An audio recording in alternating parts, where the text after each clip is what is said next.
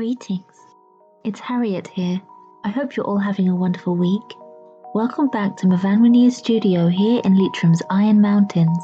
Today I am sharing another short time-lapse in my sketchbook. This video, again, is one of the prompts from Kitty Floss's February Instagram drawing challenge, which is called Hearts and Flowers. This was day 12. The prompt is Haunted. I will leave a link below the video of her inspiring prompt list if you'd like to join this challenge for the rest of February. Working again here in my 300 GSM watercolour sketchbook by Pink Pig, I begin to figure out the sketch with purple Faber-Castell 𝐏𝕝𝕐𝕚 watercolour pencils. Then I'm defining the lines with various purple shades of Faber-Castell classic colouring pencils. I then added just water to the piece so I could wash away the more sketchy lines and create areas of thin colour pulled out of the pigment of the watercolour pencils. This piece is exploring the idea of a haunted heart, and not just the romantic idea of a haunted heart, one of lost loves. I was thinking about any emotional hurt, anything that gets into your heart, hurts your feelings and causes emotional wounds. I feel I overworked the piece somewhat. I find it's very easy to do with watercolours. Watching the time-lapse back, there were instances when I felt she was more endearing to me than the finished piece.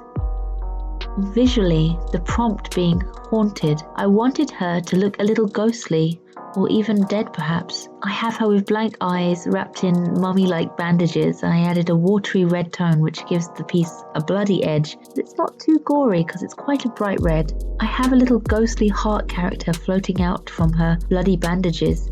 This is about emotional wounds and feeling numb or dead on the inside, and your heart spirit floating away. Because there are times in your life when random things just happen out of the blue and they cause this heartache. Something one of my sisters said to me, my sister Carrie-Ann, she said, "Harriet, you need to get out of the haunted house."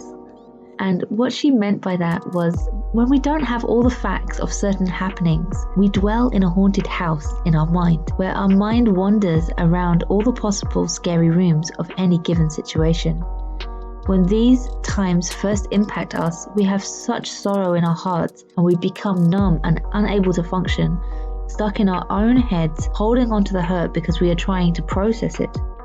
The answers to our puzzles don't always reveal themselves as fast as we need them to, so we must work only with the information we know to be true, and wait for things to unfold, and trust that the universe is looking after us.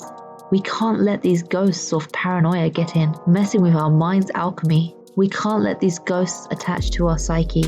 We must find our center and continue our growth work. As our response to things is shaping our character, our ability to respond, or our response ability, needs to be attuned to our aspirations of our best self. The way we respond is our way of gauging how aligned we are to that person that we want to be. It can be very hard to let go of these hurts, and often takes a lot of courage and self-love and compassion.